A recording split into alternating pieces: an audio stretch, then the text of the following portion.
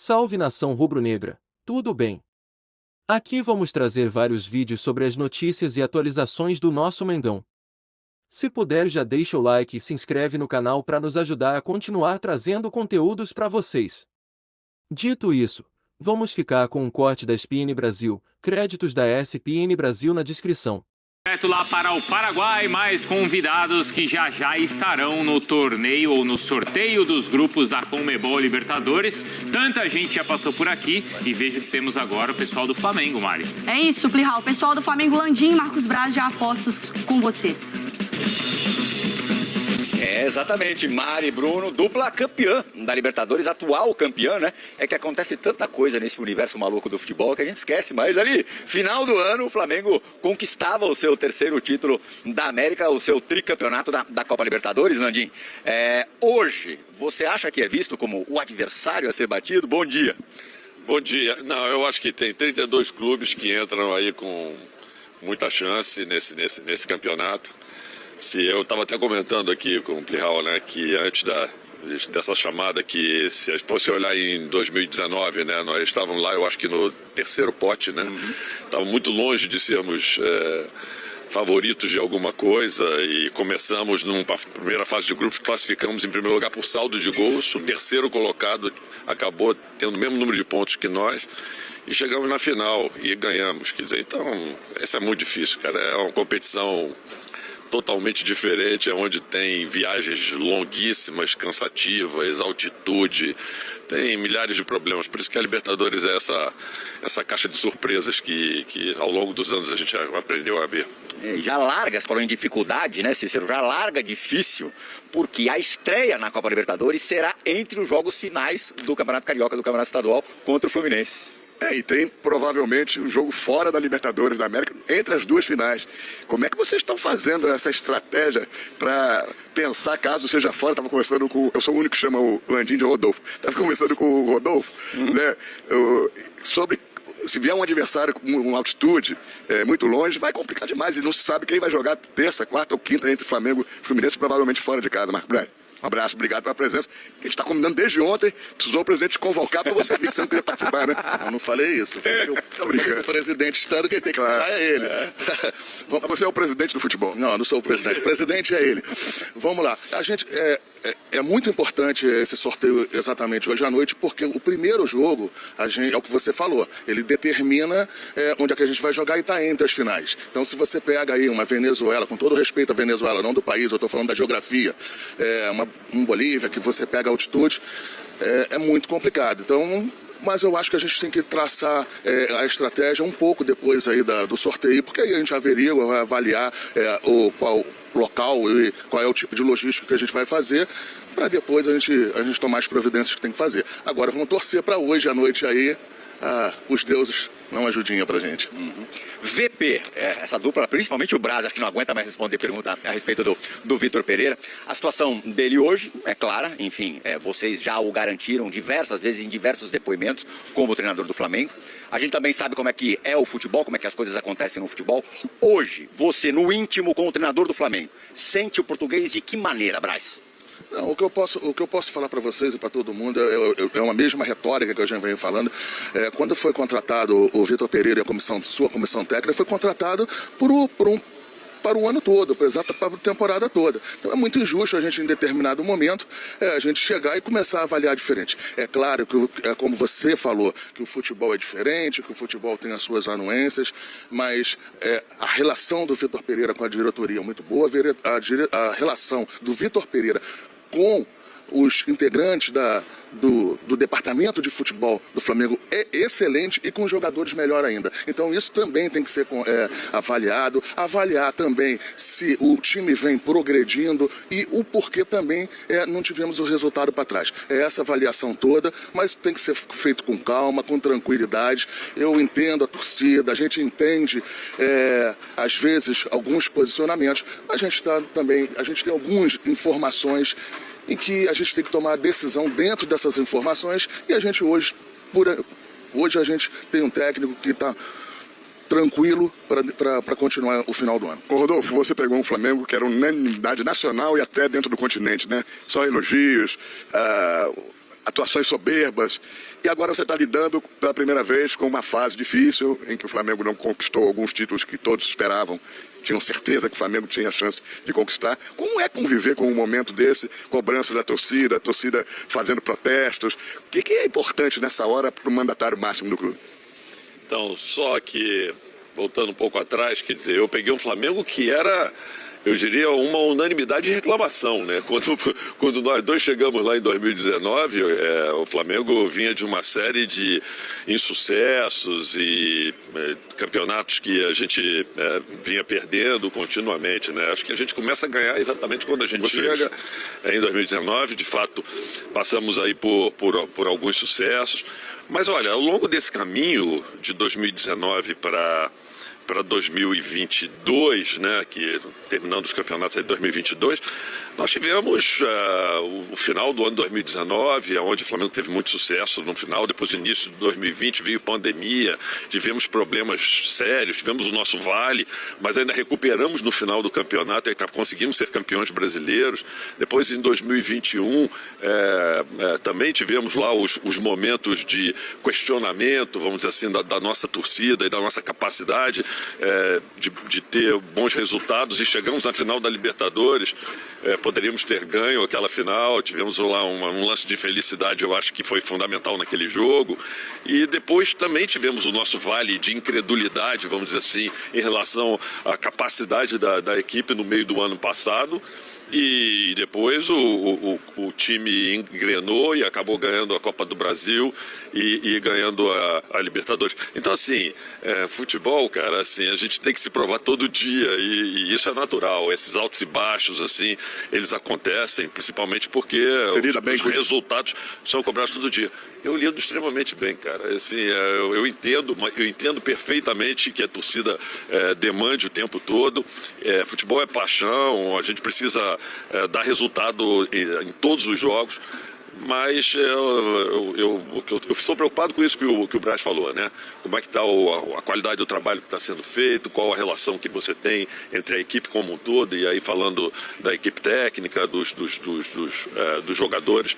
E a ambiência é a melhor possível, todo mundo acreditando no resultado, acho que vai dar certo. A gente vai começar a viver a partir do próximo final de semana, provavelmente, eu diria certamente, a final de estadual mais aguardada aí dos últimos tempos. Não só do Rio de Janeiro, acho que no geral.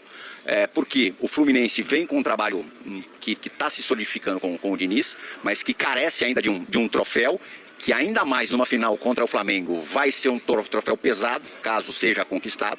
E do outro Flamengo, que amargou algumas derrotas em finais nesse início de 2023, está pressionado, mas que também, do mesmo jeito, tem os dois lados da moeda. Se vencer o Fluminense na final, a história muda, o ambiente externo, não estou nem dizendo interno, externo também se modifica.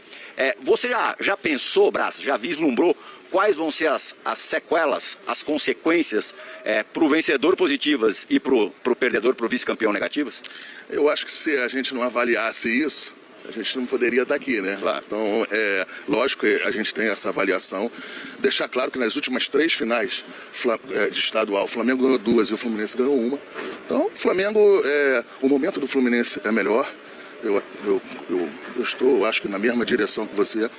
Essa parada, eu acho que foi muito boa para o Flamengo, foi melhor para o Flamengo do que para o Fluminense. Essa parada da data FIFA, que eu acho que teve um momento também para fazer algumas reflexões isso em relação ao técnico, comissão técnica, e também aos jogadores, para entenderem o quanto representa essa final. Porque depois dos títulos em que a administração do presidente Rodolfo Landim teve aí dos últimos 4 anos, em que teve 2 Libertadores da América, 2 brasileiros, 1 Recopa, 2 Supercopas, 3 estaduais, você tem uma tendência um pouco a não dar tanta importância no estadual. Porque esse grupo, a maioria desse grupo é que estavam dentro dessas conquistas. Então a gente vem deixando claro que dessa vez é diferente, é muito importante o estadual, é um título importante. Por causa das circunstâncias. Por causa do momento e por causa também do adversário. O adversário está muito bem. É um adversário que chegou muito bem qualificado aí até no Campeonato Brasileiro. Então a gente vai tranquilo para a final, que eu acho que é isso, a gente vai tranquilo, muito tranquilo para a final, mas sabendo o tanto da nossa responsabilidade e da dificuldade que é de enfrentar o Fluminense nesse momento. Abusar um pouquinho mais da nossa dupla rubro-negra, perguntando para vocês aí no estúdio se tem algo para ser colocado para Landim e Marcos Braz. Tem sim, Plihal. Na semana passada a gente até discutia e conversava com o Cícero. O Cícero trazia as informações pra gente de uma discussão política interna no Flamengo para uma mudança no estatuto e a permanência ou a sequência, né, do Rodolfo Landim no comando do clube. Ele participa dessa discussão, ele acha que isso pode ser benéfico? Gostaria de saber sobre isso, Plihal. Mudança de estatuto que foi discutida, falada na semana passada, se você de alguma maneira está participando efetivamente disso, se você considera benéfica para o Flamengo essa possível mudança. Bom, precisa saber qual delas, porque tem tanta coisa que está sendo dita mandato lá, de né? mais um ano. Extensão do mandato. Extensão do mandato. Então, essa é uma discussão que já é antiga dentro do Flamengo, né? Se as pessoas deveriam ter um mandato de 3 anos, podendo haver uma reeleição, ou se seria melhor ter um mandato de 4 anos, Sem direito à reeleição. Porque isso talvez fizesse com que o mandatário, durante o período de 4 anos, ele trabalhasse para o clube sem pensar na sua reeleição. Essa é uma discussão antiga. Só que aí vieram com uma outra discussão, né, que se, uma vez aprovado isso, se isto seria válido já para essa eleição ou não. E aí as pessoas começam a falar, não, porque já teria lá o próprio presidente seria beneficiado com isso. Esse é um assunto muito complexo, sabe, Pirral? Porque as pessoas falam assim, é claro que o foco sempre se dá em cima do conselho diretor, mas se você for analisar lá a forma com que o estatuto é feito no Flamengo, se essa modificação fosse feita, ela teria que impactar todos os demais poderes do Flamengo. O conselho de administração seria renovado, o conselho seria estendido por mais um ano, o conselho deliberativo, o conselho fiscal, a Assembleia Geral, tudo isso teria que ser também ampliado por mais um ano. E teriam alguns reflexos, por exemplo, que é importante conversar com as pessoas. Vou dar um exemplo aqui para você. Conselho diretor, eu hoje sou o presidente do conselho diretor. Se eles quisessem aprovar isso sendo válido por mais um ano, eu não tenho compromisso de ficar mais um ano. Eu poderia, simplesmente, abrir mão desse meu ano. Se eu abrir mão desse meu ano, o meu vice-presidente, ele assume. O meu vice-presidente não digo que ele mas ele é um potencial candidato à reeleição. Então eu saio, o meu vice-presidente fica um ano e aí ele fica sem condições de poder concorrer pelos próximos 4 anos. E se ele quisesse abrir mão também disso, desse um ano a mais, e aí o presidente do Conselho Deliberativo que começaria a assumir pelo Flamengo, será que as pessoas que votaram na gente, elas ficariam felizes de saber que esse tipo de coisa está acontecendo? Ou seja, tem muita coisa, muito detalhe para ser discutido e avaliado e pessoas a serem consultadas para que esse movimento seja feito da forma que impacte o menos possível a gestão do Flamengo que foi eleita e que está lá. Quer ver outras coisas para vocês, por exemplo, o Conselho de Administração do Flamengo, né? Assim como o exemplo que eu falei do Rodrigo, o Dunchi, aconteceria, por exemplo, com o BAP, que é presidente do Conselho de Administração. Ele está lá por 3 anos. Se isso fosse aprovado, ele não vai poder se reeleger, porque foi aprovado, teria uma emenda em que você não poderia ter reeleição. Então, assim, e todos nós fazemos parte de uma mesma equipe, de um mesmo grupo. Então essas ideias, eu não tenho nada contra elas, eu acho que são ideias boas, mas eu acho apenas que a gente deve discuti-las tranquilamente, avaliando, vamos dizer assim, e junto com todos os conselheiros do clube, os impactos que eventualmente essas mudanças podem trazer no dia a dia. No dia a dia e no que a gente já está dentro do clube, de tal forma que quando isso for ser proposto, isso seja proposto da forma que impacte o menos possível o Flamengo. O seu desejo hoje em relação ao seu futuro no Flamengo, qual é? Futuro mais longevo, estou dizendo. Eu já deixei muito claro que da última eleição, que na minha reeleição, quer dizer, eu tinha sido eleito por 3 anos e minha vontade, todo mundo sabe, era não ter sido reeleito. Na época, eu fui conversar com a minha família quando me pediram para poder ser candidato à reeleição. Fui conversar com todos os potenciais candidatos à reeleição para saber o que eles pensavam. Todos me pediram dentro do nosso grupo para que eu continuasse. Não tenho o menor interesse de ficar além dos meus 3 anos, mas acho que essa é uma discussão de grupo, de equipe. A gente tem que conversar com a equipe como um todo para entender o que está acontecendo, os impactos que essas mudanças trariam, para que a gente possa, depois, junto com esses grupos que nos apoiam, decidir o que a gente vai levar como mudança no estatuto do clube. Agora, particularmente, quero dizer o seguinte, 4 anos sem reeleição sempre foi aquilo que eu defendi há muito tempo atrás. Mas não sou dono da verdade. Uma última pergunta para o Braz, que eu não posso deixar de fazer, porque o torcedor de futebol vive sempre sonhando com contratações. E o Flamengo sempre está no mercado. Eu sei que vocês têm um corpo técnico, estão sempre observando tudo que se passa, não só aqui no Brasil, na América do Sul e até fora, na Europa. O Flamengo está no mercado, vai contratar, vai se reforçar ainda depois do Campeonato Carioca, pensando nas competições mais importantes que tem aí no segundo semestre. No lateral direito se fala, o Flamengo teria interesse, o Uribe do Porto, qual é a realidade? E o goleiro que vocês contrataram, o Rossi, quando é que ele chega? Primeiro, o Flamengo, sempre que possível, quando acaba a temporada, o Flamengo está no mercado. As pessoas às vezes esquecem, mas o Ayrton Lucas não era nosso. Era emprestado e a gente efetivou a compra nesse ano. E custou caro, aliás, né? Eu acho que o justo, mas não é pouco dinheiro. Joga justo, não é pouco dinheiro. Aí a gente, um pouquinho mais à frente, a gente contrata o Gerson, né? Eu sei como foi a guerra. E você sabe como é que foi a guerra, o empenho do Flamengo para fazer isso aí. No meio desse processo, o Flamengo contrata o Rossi. Chega quando? Que impossibilitou, vem no primeiro dia da janela possível, no meio do ano. Talvez ele chegue assim um pouco até antes, para começar os treinos. Então você já tem 3 contratações aí. Perdemos um jogador, que foi o João Gomes, importante, e o Flamengo vem desde sempre tentando se qualificar. O Uribe interessa? O Uribe é um jogador que interessa para o Flamengo já deixou isso claro.